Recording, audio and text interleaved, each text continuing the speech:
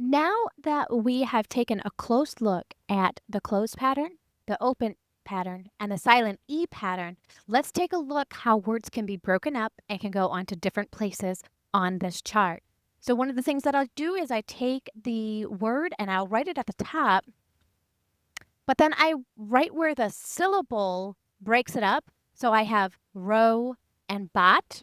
I'm going to put a space here and I'm going to ask the child, so where would RO on our chart go? And they would say open. I say, okay, how do we read this? And they tell me we read it as row. And if they don't tell me that we read it as row, then I explain, oh, let's remember what happens with the open pattern. When the vowel on the end is free, it's going to pop way up and say its name to me. So the name of the letter is O, so the sound it's going to make is O.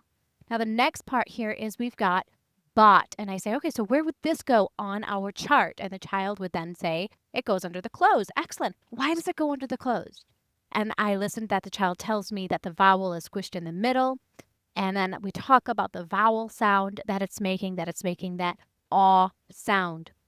Let's take a look at an even bigger word.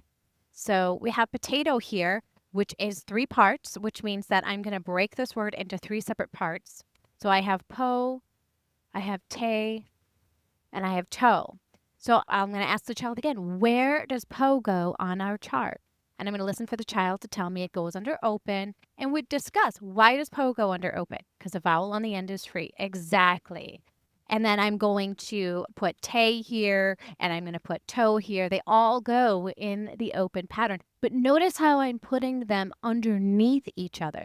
The reason why I'm putting them in underneath each other is because I want them to see them as a different part. It's not a whole word that goes here. It is when it's an actual word go, but this is not an actual, this is a 3-part word, so I'm going to put them all underneath each other for the child to be able to see that it's 3 separate parts.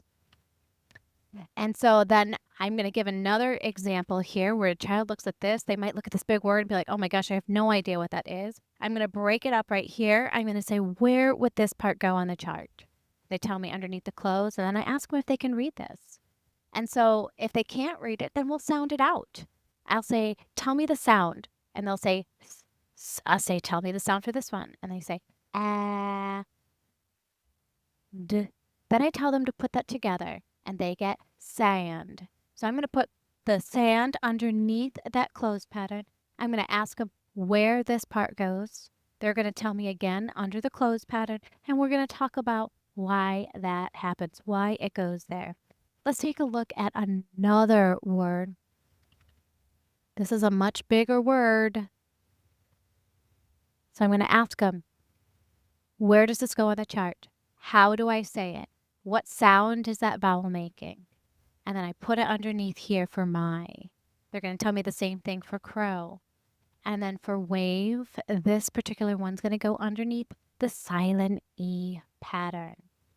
So that's one way to take apart these words and be able to show them how they can go into different parts of the chart and how to break it up by syllables. Remember, this word, microwave, has 3 syllables. So it's got 3 parts, and 3 parts can go onto 3 different parts of the chart. It can go onto 2 different parts of the chart. It can go on 1 part of the chart, like potato did. But the point is for them to see that these are syllables and they go on to where they belong on the chart.